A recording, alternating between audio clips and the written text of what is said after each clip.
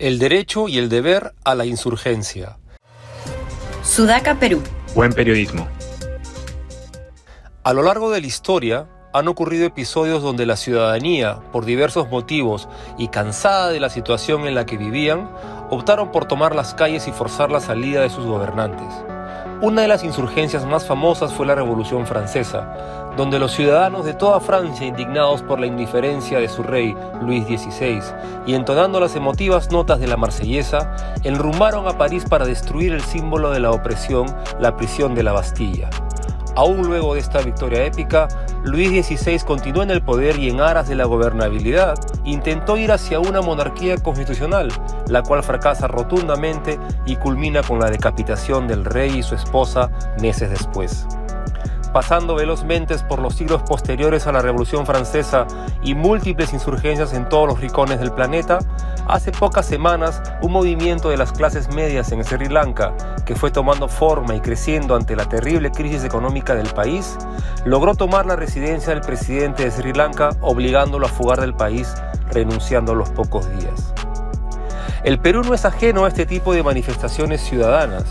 En noviembre del 2020, y a raíz de la vacancia constitucional del presidente Vizcarra, asume temporalmente el gobierno el presidente del Congreso, Manuel Merino.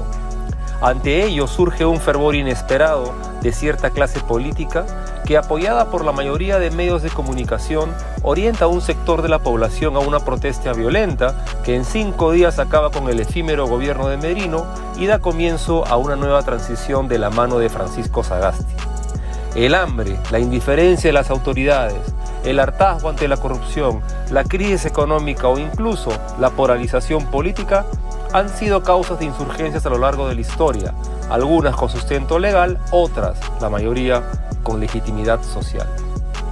La Constitución peruana menciona en su artículo 46 sobre el derecho que tenemos los ciudadanos a defendernos de un gobierno tirano y que a la letra dice: nadie debe obediencia a un gobierno usurpador ni a quienes asumen funciones públicas en violación de la Constitución y de las leyes. La población civil tiene el derecho de insurgencia en defensa del orden constitucional. Son nulos los actos de quienes usurpan funciones públicas. El presidente Castillo tiene ya 1 año en el poder, demostrando no solamente ineptitud para gobernar, sino también innumerables evidencias de violaciones a la Constitución y las leyes. Además, hay claros indicios de corrupción, tanto así que la Fiscalía de la Nación tiene abiertas 6 carpetas donde se investiga al presidente y a su círculo inmediato, como son su familia, sus ministros y funcionarios y sus amigos cercanos. La pobreza en el Perú no deja de crecer, sobre todo aquella que llamamos pobreza extrema, lo que demuestra una indiferencia inhumana del presidente hacia los más necesitados. La falta de confianza que genera este gobierno, con políticas erráticas y populistas y con discursos de odio azuzando la lucha de clase entre los peruanos, está impactando negativamente en la inversión privada, con fuga de capitales y de talentos, haciendo cada vez más difícil que nuestros compatriotas tengan un empleo digno y una luz de esperanza en el horizonte.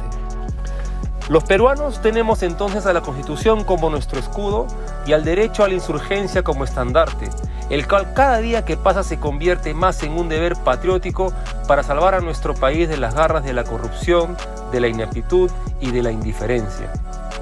La ciudadanía tiene que mostrar el camino a la clase política y a los medios de comunicación para que de una vez apoyen, sin dudar, un levantamiento masivo y nacional que presione constitucionalmente a una salida democrática. La doble vacancia de Castillo-Boluarte sería el medio para que una nueva mesa directiva del Congreso elija a un o a una presidente de consenso que nos lleve a elecciones generales en pocos meses. Si a Merino la ciudadanía lo sacó en 5 días, habiendo sido constitucionalmente investido como presidente y sin haber podido efectuar ni siquiera la presentación de su gabinete al Congreso, tenemos muchísimas razones más para levantarnos y protestar bajo el amparo del artículo 46 de la Constitución Política del Perú y con la pasión y con la convicción de que solamente así podremos soñar en un mañana mejor.